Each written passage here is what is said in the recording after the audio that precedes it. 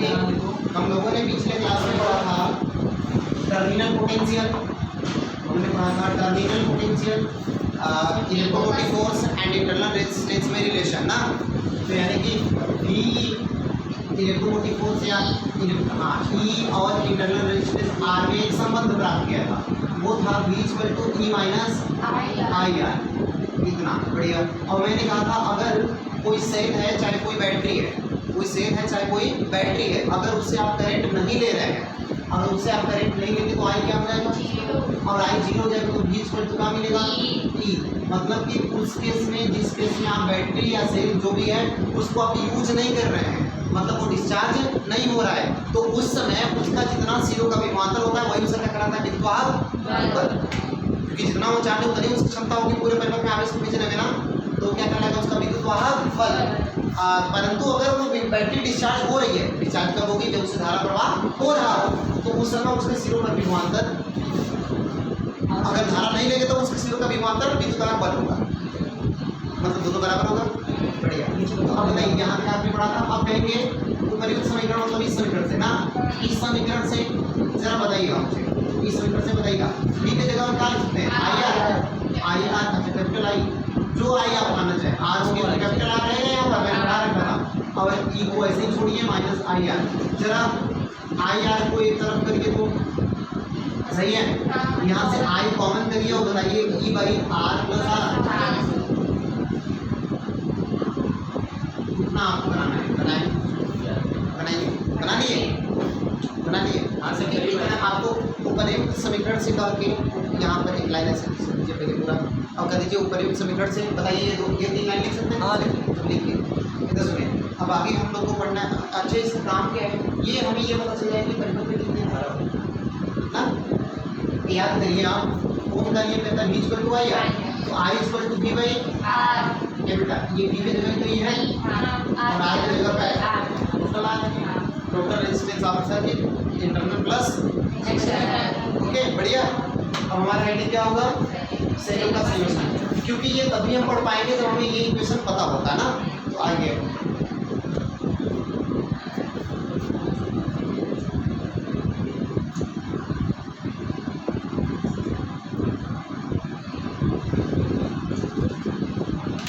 सेलों का संयोजन, तो अब देखें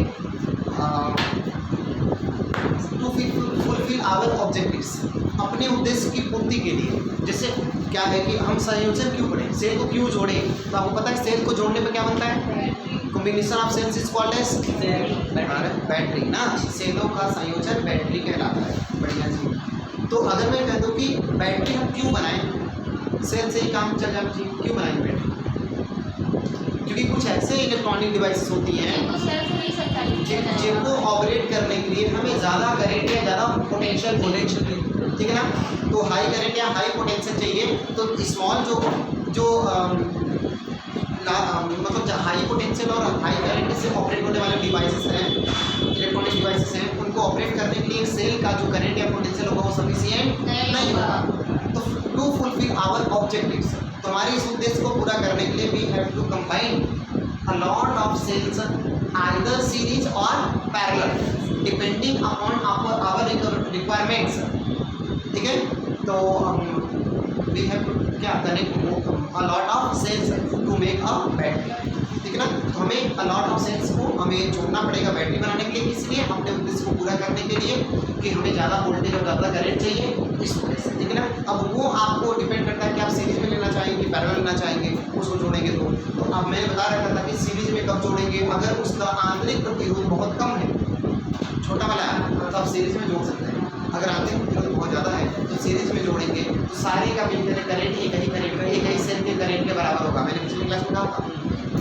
इसलिए हमें वहाँ पर अगर रेजिस्टेंस बहुत ज़्यादा है तो सीरीज में नहीं जोड़ सकते, सेल का अपना खुद का भी रेजिस्टेंस होता है ना, जिसको क्या कहते हैं आंतरिक प्रतिरोध। अच्छा, तो आंतरिक प्रतिरोध बहुत ज़्यादा अगर होगा तो अगर सीरीज में जोड़ेंगे तो बहुत ज़्यादा प्रतिरोध मिलेगा पूरे सर्किट का, और इसलिए पूरी जो बैटरी बनेगी वो बैटरी अपने आप को चट कर जाएगी, खा जाएगी। चार्ज करके रख के 2 घंटे बाद अपने डिस्चार्ज, 4 घंटे बाद अपने डिस्चार्ज, तो ऐसी बैटरी को आपको प्रीफर तो नहीं करेंगे, है ना, इसलिए हमें क्या करना पड़ेगा, उसको पैरेलल में जोड़ना पड़ जाएगा। ठीक है, हाँ कुछ ऐसे बैटरी अगर होंगे जिनके इंटरनल रेजिस्टेंस बहुत कम हो तो आप उसको सीरीज में जोड़ सकते हैं। ठीक है ना, तो आए हम देखने जा रहे हैं। तो पहले अगर आपसे पूछा जाए कि सेलों का संयोजन क्यों किया जाता है तो क्या कहेंगे आप? बैटरी बनाने के लिए। अब बैटरी क्यों बनाएंगे आप? ताकि बहुत बड़े उपकरण को भी चला सके। हाँ, जिससे कि हायर पोटेंशियल एंड करंट की रिक्वायरमेंट को फुलफिल किया जा सके in the absence of electricity.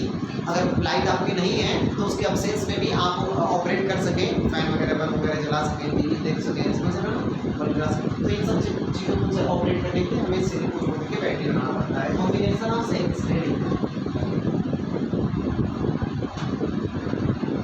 तो पहले हम देखेंगे there are how many types of combination? 2 type. अच्छा 3। चलिए कहाँ आना चाहिए दोनों? हाँ मेनली हम कहते हैं मुख्यतः 2 प्रकार के, और ऐसे कहेंगे तो 3 प्रकार का होगा। देखिए पेपर में दोनों लिखेंगे तब वो सही रहेगा, नंबर नहीं कटेगा। सुना क्योंकि मुख्यतः संयोजन सेलों का संयोजन मुख्य रूप से कितने प्रकार का? 2 प्रकार का। एक होगा श्रेणी क्रम में सीरीज, हाँ श्रेणी क्रम संयोजन,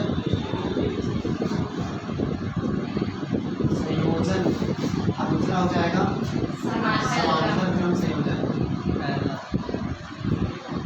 समांतर क्रम संयोजन, हाँ देखिए भूलिएगा नहीं, समांतर को पार्श्व भी बोलते हैं, पार्श्व क्रम भी बोलते हैं, याद रखिएगा। और देखिए थर्ड एक होता है मिक्स्ड ग्रुपिंग ना, ये क्या कहेंगे मिश्रित ना, मिश्रित मतलब उसमें क्या रहेगा? दोनों रहेगा ना, मिक्स्ड ग्रुपिंग। हाँ मिक्स्ड ग्रुपिंग, मिश्रित संयोजन। ऐसे अभी मैं इसको बता देता हूँ, पढ़ना नहीं आता सिलेबस है, मैं आपको दिखा देता हूँ कैसे।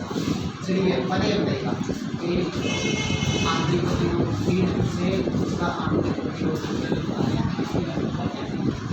ऐसे मान लीजिए 2 से तो बताइए सीरीज है कि नहीं? सीरीज है। अब सुना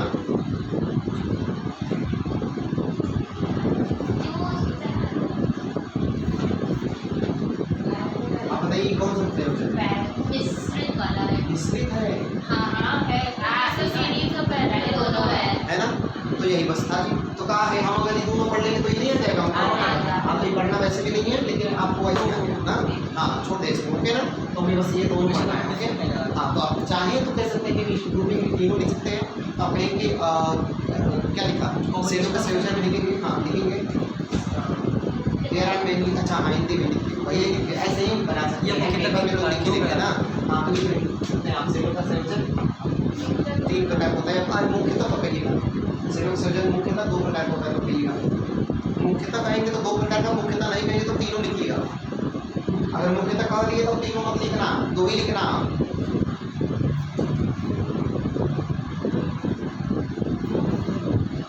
अब मुझे बताएं कि आप लिखते रहना। आप जानते हैं मैंने पढ़ा रखा है कि सिनेटी क्रम संयोजन कब होगा? जब एक सेल का माइनस सिरा दूसरे सेल के प्लस से, और उस सेल का माइनस अगले सेल के प्लस से, मतलब प्लस माइनस अल्टरनेट हो, तो सब type of combination is called as the series combination ना। अगर एक सेल का धन सिरा दूसरे सेल के माइनस सिरे से, और उस सेल का धन सिरा किसी अन्य सेल के माइनस सिरे से, समझ रहे हैं ना, मतलब प्लस माइनस इस प्रकार का जुड़ा हुआ हो तो आप उस क्रम को कहेंगे श्रेणी क्रम संयोजन। ये मैंने आपके ऊपर छोड़ दिया लिखने के लिए, कोई दिक्कत?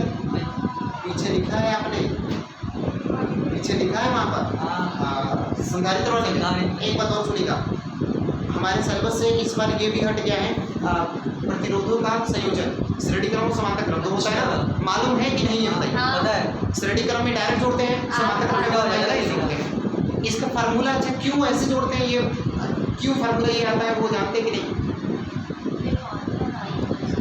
हाँ देखिए विभवांतर, अगर मान लीजिए कई जो जुड़े हैं ऐसे, अभी मैंने श्रेणी क्रम बनाया था, श्रेणी क्रम में बनाया तो पहले वाले का पोटेंशियल दूसरे वाले पोटेंशियल तीसरे वाले बराबर पूरा पोटेंशियल।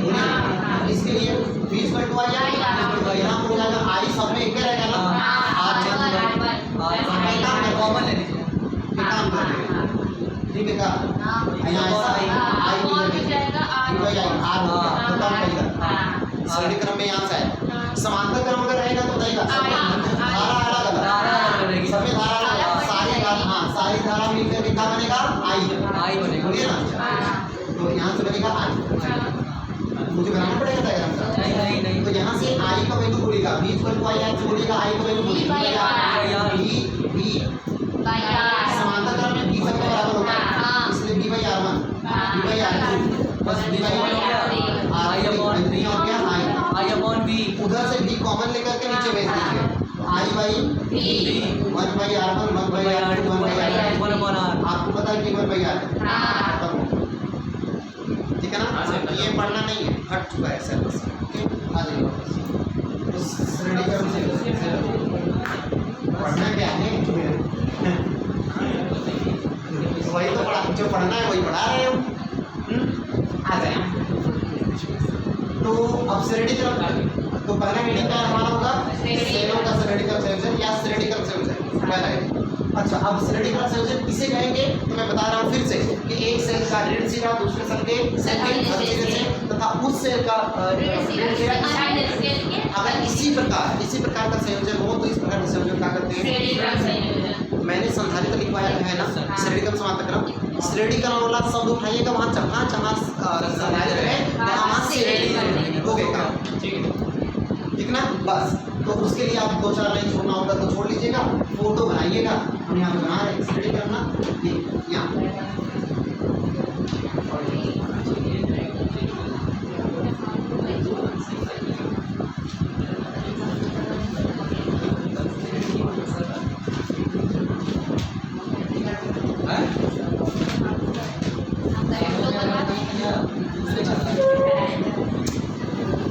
आप बना सकते हैं। स्विच बनाए की कुंजी, स्विच स्विच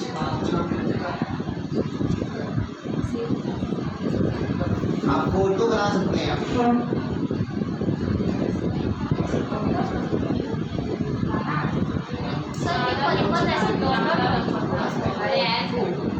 पैन तक है इसलिए ये नहीं कि परिपथ टूटा हुआ है, ऐसा नहीं है।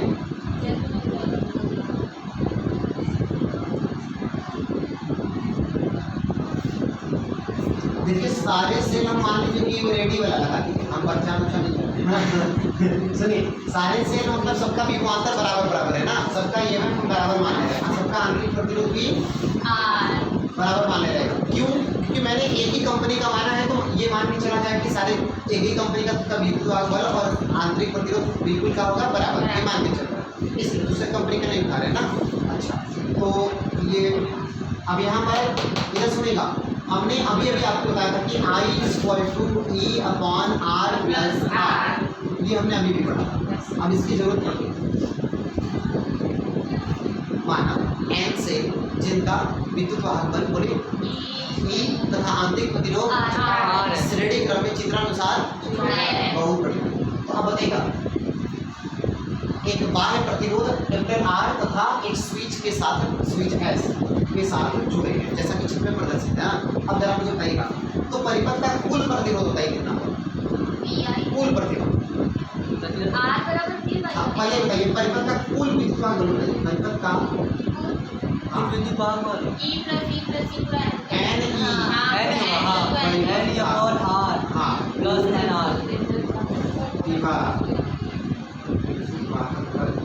तो बराबर कहेंगे N टाइम्स E और हाँ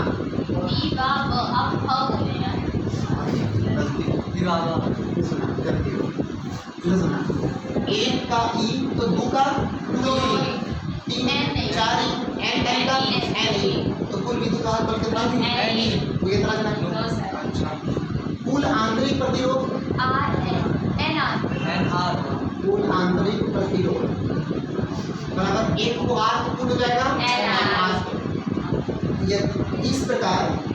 इस प्रकार परिपथ का संपूर्ण प्रतिरोध ना, परिपथ का एक आंतरिक था, अब करें परिपथ का संपूर्ण प्रतिरोध बोलिए कहाँ बोलिए कितना बोलिए R+NR नहीं समझे? अच्छा यदि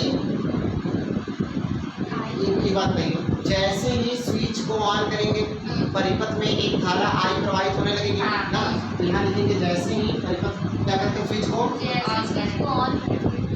जैसे ही एस को ऑन करेंगे ना, ऑन करेंगे वो हम लिखवाएंगे यहाँ पर अभी स्विच को ऑन करते हैं परिपथ में धारा आई प्रभावित होने लगती है तब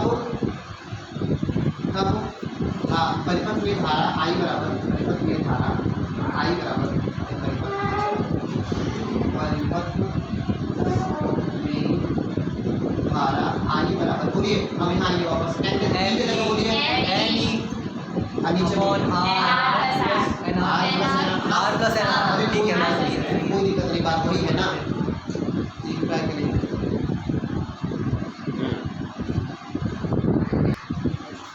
सुनिएगा बड़े फिर लाया जाए इधर सुनिएगा अब इसके बाद बताइए कंडीशन लगेगा ना शर्तें कंडीशन स्थिति 1 केस 1 केस 2 ना बातें नहीं इधर सुनेगा केस 1 में क्या है केस 1 में आई स्क्वायर तो एनी वाई अच्छा इसको हम बदल नहीं सकते एनी को एनी का बदल सकते हैं जितना है अगर कंडीशन देखा जाए या तो बाह्य प्रतिरोध ज़्यादा होगा या तो आंतरिक प्रतिरोध ज़्यादा होगा ठीक है तो अगर मैं कहूँ यदि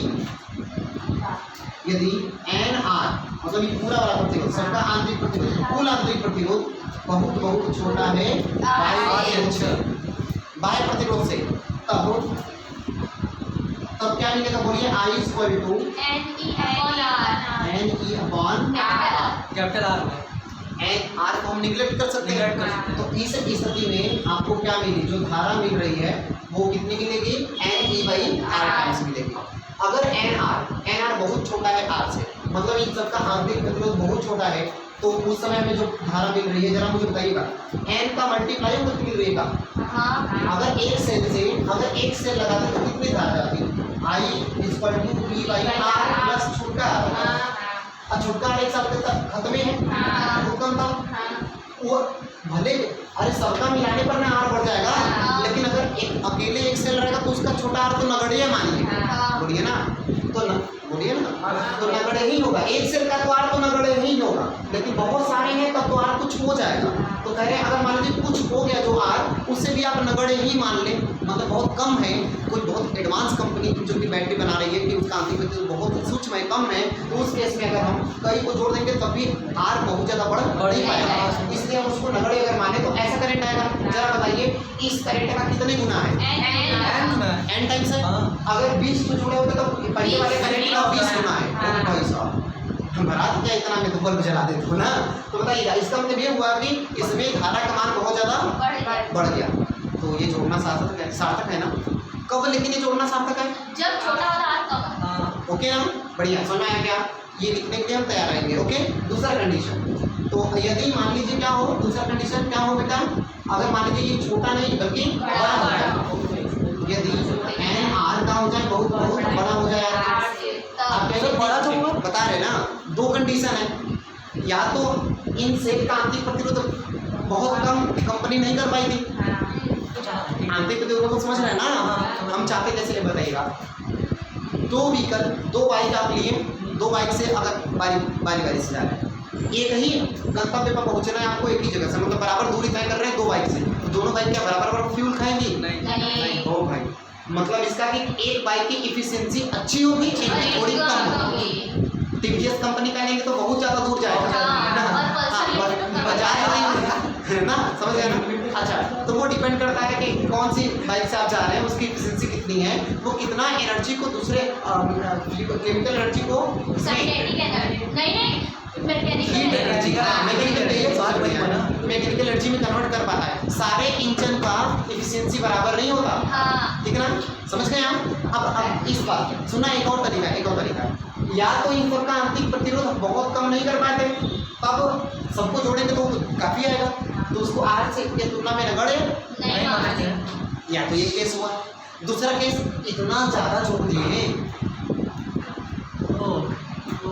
अरे आर थोड़ा सा था 0.5 था निश्चित मात्रा से भी ज़्यादा जोड़ दिए 20 को जोड़ दिए 200 हो जाएगा 100 को जोड़ दिए 50 हो जाएगा तो वो आर पर भी तो डिपेंड करता है बहुत ज़्यादा सेल जोड़ देंगे तब भी तो आर बढ़ जाएगा ना बहुत ज़्यादा सेल जोड़ेंगे तब भी तो आर बढ़ेगा ना आंतरिक तो दो केस ओके ना तो इसलिए बड़ा हो सकता कि नहीं है ना तो यदि एन आर बड़ा हो गया कंडीशन दे रहे हैं तो यदि एन आर बड़ा हुआ किससे आर से अब बताइएगा आई बराबर यहाँ तो बताइए इस केस में क्या लिखें? आई बराबर का परिपथ धारा ना, हाँ परिपथ में आई धारा आई बराबर बोलिएगा N upon upon N R upon N R. जरा बताइए काटिए एन से ई अपॉन आर ये अपन आर इसका क्या हुआ? ये तो एक सेल के धारा के बराबर है, हाँ एक सेल के धारा के बराबर है। हाँ एक बात बताइए, अगर ई आर बहुत कनिक सा हो, बहुत छोटा सा, वो जानते हैं आप लोग चार्जर अगर आप लगाते हैं ना तो उसमें रेड कलर का बल्ब जलता है, देखे ना? तो मान लीजिए वो वाली एलईडी बहुत सूक्ष्म वाली, अरे ये ब्लूटूथ में मेरे बल्ब जल रहा हो, वाइट बल्ब जल रहा हो ना, लेकिन ये ऑलमोस्ट 9 के बराबर खाता है ये बैटरी।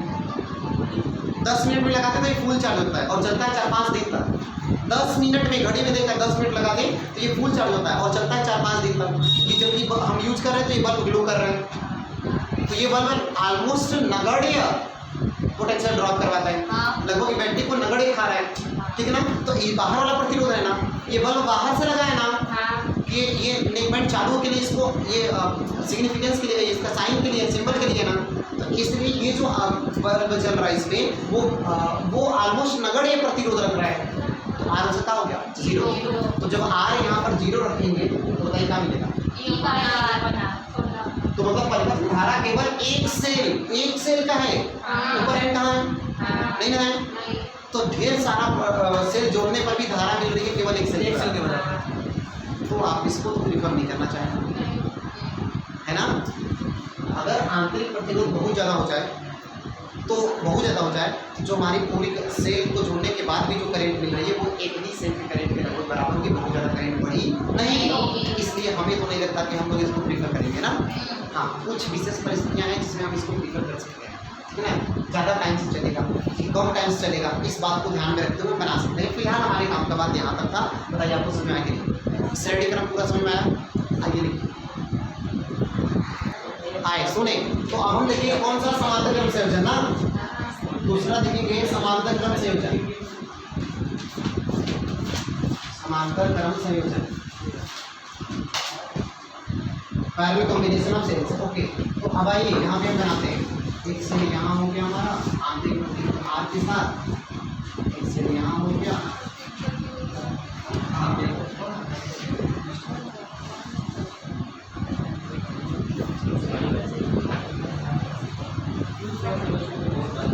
डॉट डॉट डॉट हाँ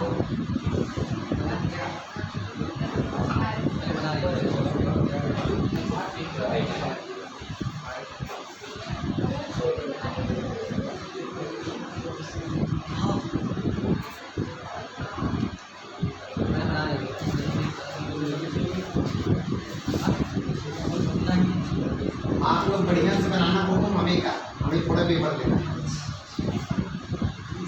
पता है। एक्चुअली में ना आप अगर जितना बढ़िया से अगर बनाते हैं नोट्स ना, वो पढ़ने का भी मन करता है। मेरा बता रहे कि नोट्स आप अगर देखेंगे ना कोई जो बनाते हैं हम, आपका सच में मन करे कि नहीं पढ़ लो यार, नहीं मन रहेगा तब वो कभी पढ़ लो थोड़ा सा, इतना बढ़िया नोट्स है। अरे यार, तो आप लोग का नोट्स सब थोड़े बनाएंगे, ठीक है ना? हम अपनी बात करें, अपनी बात इधर सुनिएगा। सबका विद्युत का इकाई, अच्छा सबका आंतरिक प्रतिरोध तो विद्युत भी जुड़ा आई का है, आई का है। अच्छा, जैसे स्विच ऑन करते हैं परिपथ में धारा नाम सुना, हाँ हम समझे हैं, हमें भी तुरंत याद आया है। इधर सुनिएगा तो वो आई से रिलेट की है। हाँ, इधर तो बताइएगा, अगर हम यहाँ से कह रहे हैं कि इस वो सब लिख लेंगे ना कि समांतर क्रम संयोजन किसे कहते हैं? सब धन सिरा, सभी सेलों का धन सिरा एक साथ, सभी का ऋण सिरा एक साथ, इसके ऊपर इतना होगा, इसको समांतर क्रम कहते हैं। ओके ना? अब नीचे लाइन से क्या माना, लिखना नहीं है, लिखना नहीं है, माना कितने से एन से जिनका विद्युत भार बल आंतरिक प्रतिरोध एक बाह्य प्रतिरोध के साथ तथा स्विच की सहायता से किस क्रम में? चित्रानुसार। ओके, जैसे आप ऊपर लिखे हैं बस समांतर बताना था।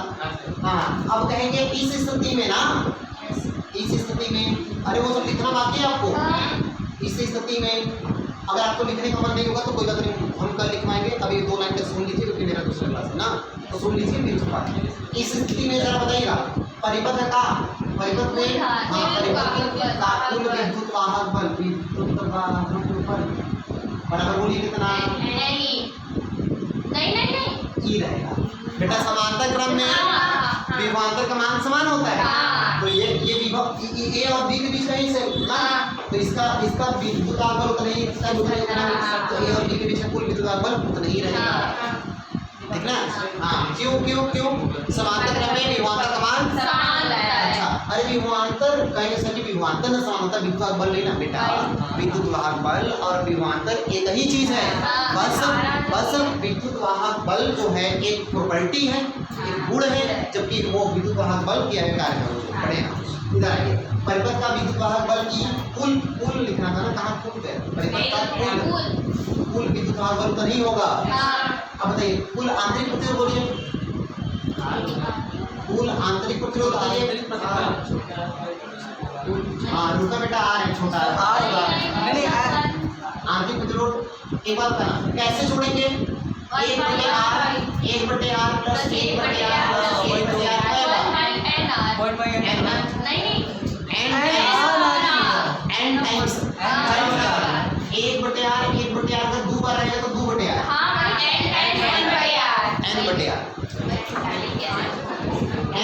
हाँ यार। अब जरा मुझे r/n क्या? अरे हाँ r/n सॉरी उलट दिए, समझे क्या है कि वो अपना आप एक काम करते हैं, आपको मैं इधर बात में इधर सुना, आपको मैं हाँ काम दे रहा हूँ। कुल आंतरिक प्रतिरोध कैसे निकालेंगे, 1/r अगर 20 बार छोड़ेंगे तो 20/r आएगा। अरे जोड़ना का मतलब गुणा कर दीजिए उतरेगा, तो 1/r में n गुणा करिए n/r, तो किसका मान है 1/r का मान है, तो r का मान बताइए, उलट दीजिए ना, वो आप लिखेंगे यहाँ पर, आप लिखेंगे 1/r n बार ना, तब कहेंगे n/r फिर फिर उलट देंगे हाँ, तो कुल आंतरिक प्रतिरोध मैंने डायरेक्ट लिख दिया r/r उलट के ना।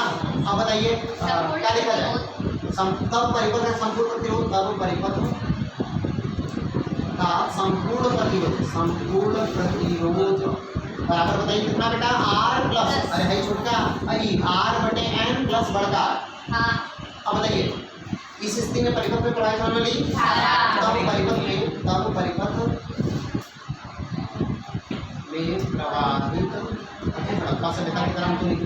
प्रवाहित प्रवाहित होने वाली धारा, समझ आएंगे ना। धारा आई बराबर बोलिए, अगला बोलिए E/n r प्लस r ना, r प्लस है ना, आर प्लस तो E के जगह r के जगह आंतरिक की जगह कुल आंतरिक कितना है r/n चलिए बताइए क्या लिखा जाए, n e प्लस r सही रहा। अब फिर से कंडीशन n r छोटा बड़ा ना, ये समझ में आ गया, बस कंडीशन लगाएंगे वो हम कल देख लेंगे। अब वही क्या, अगर n r क्या हो बेटा, n r अब सुना एक सच बात कहा जाए तो इससे तो ई बड़ा होबे करेगा, इसलिए इसको नगण्य मान नहीं पड़ता, क्योंकि ये वैसे भी बड़का आर है, बड़का आर हमेशा छोटा आर से बड़ा होगा, और जब बड़का आर बड़ा है और उसमें अगर गुणा भी करेगा और बड़ा हो गया तो छोटका आर 0 बनाएगा, छोटका आर 0 तो n से n 1 के बराबर, ठीक ना। कंडीशन